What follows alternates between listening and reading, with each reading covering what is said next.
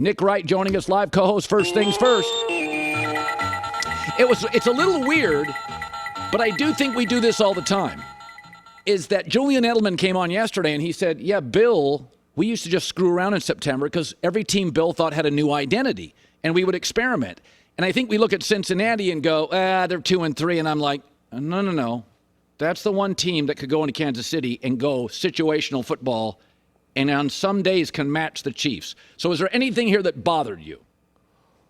Oh, well, I hate to start with the negative, but since you asked that, because I did think this was a pretty outstanding herd hierarchy, let me just pose a counterpoint to you, because you have Cincinnati at 10 saying they're going to beat Seattle. Right. Flip side is they lose to Seattle. The Ravens beat the Titans, and all of a sudden it's 4-2 Baltimore, 2-4 Cincinnati. True. With Cincinnati's next two coming against San Francisco and Buffalo. Yeah. So I don't think they turned their season around by beating the Cardinals.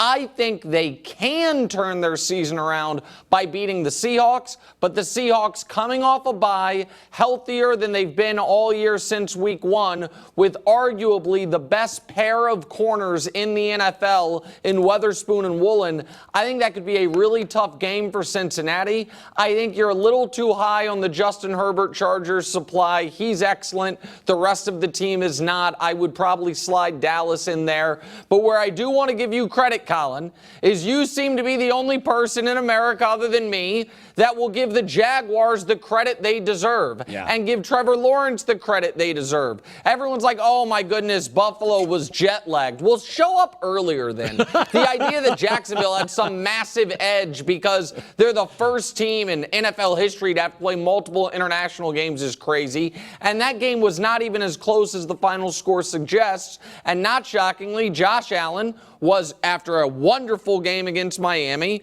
was not great in this game. It was certainly in the first 55 minutes against the Jags. And last herd hierarchy question I have for you.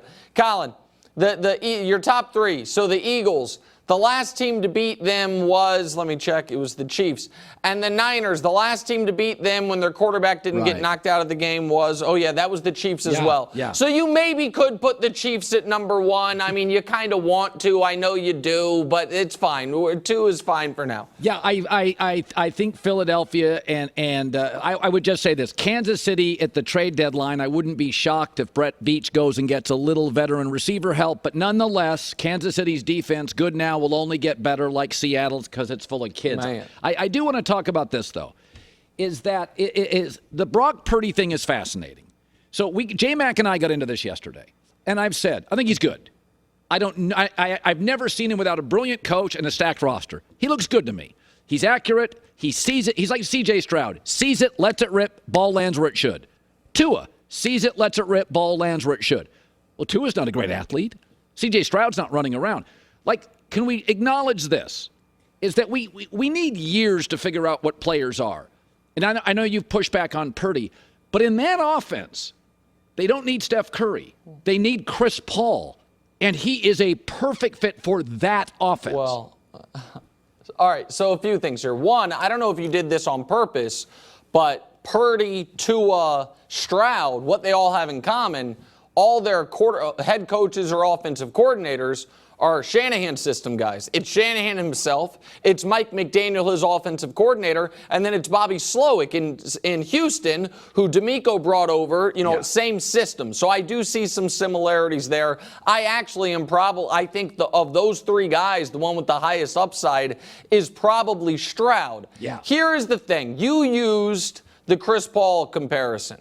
And Chris Broussard has used the John Stockton comparison, similar. And people get mad at me. Maybe he's Mario Chalmers, though. It's like, hey, wins a lot of games. Hey, might show up in the finals. But is that because of him? Yeah. Or is that because of LeBron James, Dwayne Wade, Eric Spoelstra, Chris Bosh? I don't know. But he is the point guard. He is distributing. Here, both of these things can be true. I was wildly impressed by what Brock Purdy did on Sunday. It was, to me, the most impressive game because even if Dallas's defense was a touch overrated by me, it is still an excellent defense. He made some high-level throws. I was very impressed. I thought there were 5 throws he made. I said, damn, that's a really good throw.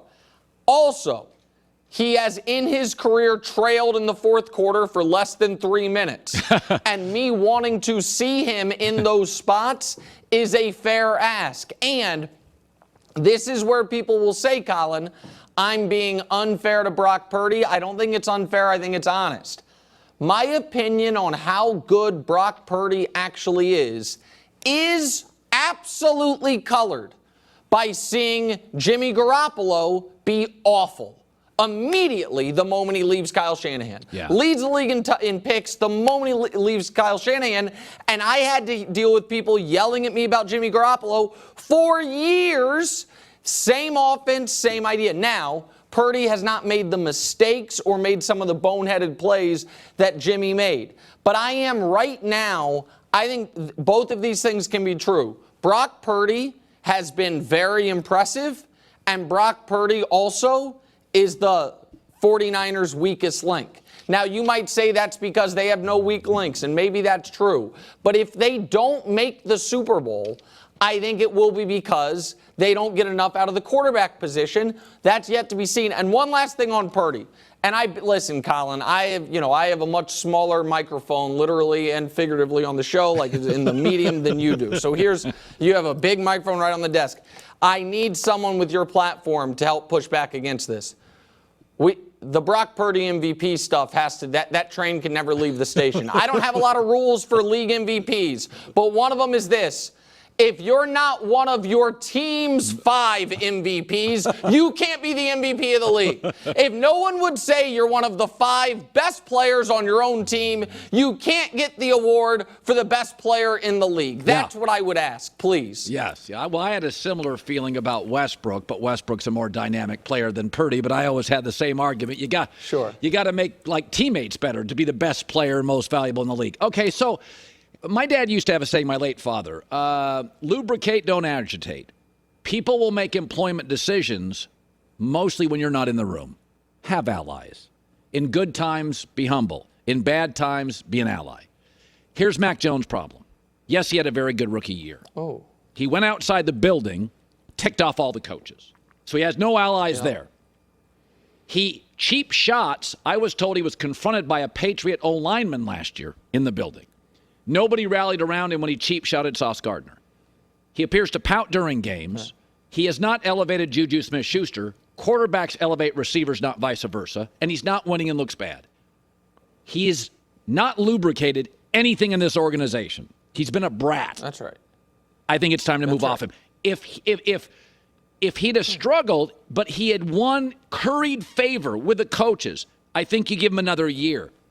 But I think with the first-round pick, I'd probably go quarterback. Is that unfair? I have to. No, it would be ridiculous not to, especially because they're barreling towards, at best the 8th pick of the draft and maybe the 3rd or 4th pick of the draft. Right. I mean, this is a brutal team, and the lack of talent is on Belichick. The fact that Mac Jones has created 5 touchdowns for the Patriots and 4 for the opposition, that's on Mac. And your point is well taken, and it crosses sports. The best people are awesome at what they do and awesome people. But you can get away with being awesome at what you do and a jerk. We all know a lot of people like that. You can also, for a time, get away with stinking at what you do, but everyone loves you. You can't be bad and unlikable. That is, everybody knows it. You will be the first. And by the way, that I think is one of the reasons, and I know this isn't the point you're making, but one of the reasons that New England media seems to be ready to fire Bill Belichick less than 5 years removed from him hoisting the Lombardi Trophy in a Super Bowl. They held the league's highest scoring offense to 3 points because of a defensive masterpiece. is because he is now bad and he's always been unlikable for them. Like the knives are sharpened in a way for Bill they wouldn't have been if he maybe had a finer or softer touch with some of the local press. But now they have been waiting for a chance, and he's giving it to them now. Because right now, the team is bereft of talent on the offensive side of the ball. He picks the players, and they appear to be poorly coached. He's the coach, and they don't appear to have a great coaching staff, but he's filled that out with friends and family. And so I think for the Patriots, they are definitely going to be in the quarterback market. And I do wonder if in this offseason they might be in the coach market. By the way, you were ahead of most on Dak Prescott, 2 to 2.5 minutes left. He has been terrible trailing this year. Most quarterbacks outside of Mahomes aren't as good trailing. But I do think it's very fair to say this. He had 5 game-winning drives, come from behind wins, that kind of stuff in his rookie season. He's had 5 the last 5 years. The minute you pay a quarterback, he has fewer weapons. Look at Mahomes' receiving core. Look at Josh Allen's receiving core. Is that when you've paid Dak, you've reduced his weapons, and you are left with a C-plus quarterback. You've been on that for years, have you not? And by the way, I have been on that for years. I also have been on that I don't trust Mike McCarthy for years, which is why it made perfect sense for me to pick the Cowboys to go to the Super Bowl this year. I'm not saying it made a lot of sense, but when I did it on your podcast, actually, is where I debuted it. There was a little voice in my head like, Nick, you really going to do this, the Dak McCarthy combo? I'm like, they're going to do it. I don't right now feel as confident about that. You're right, Colin. Here's the thing. I don't even want to say modern NFL. Last decade in the NFL, 20 teams have made the Super Bowl, obviously, last 10 Super Bowls. 9 of them have been quarterbacks on a rookie contract. The other 11 Super Bowls that have been made, 5 by Brady, 2 by Peyton, 1 by Patrick, post-rookie contract, and then what you're hoping for Dak. The good, not great quarterback who has the career year. Matt Stafford, Matt Ryan, and Jimmy Garoppolo, right? That's the path.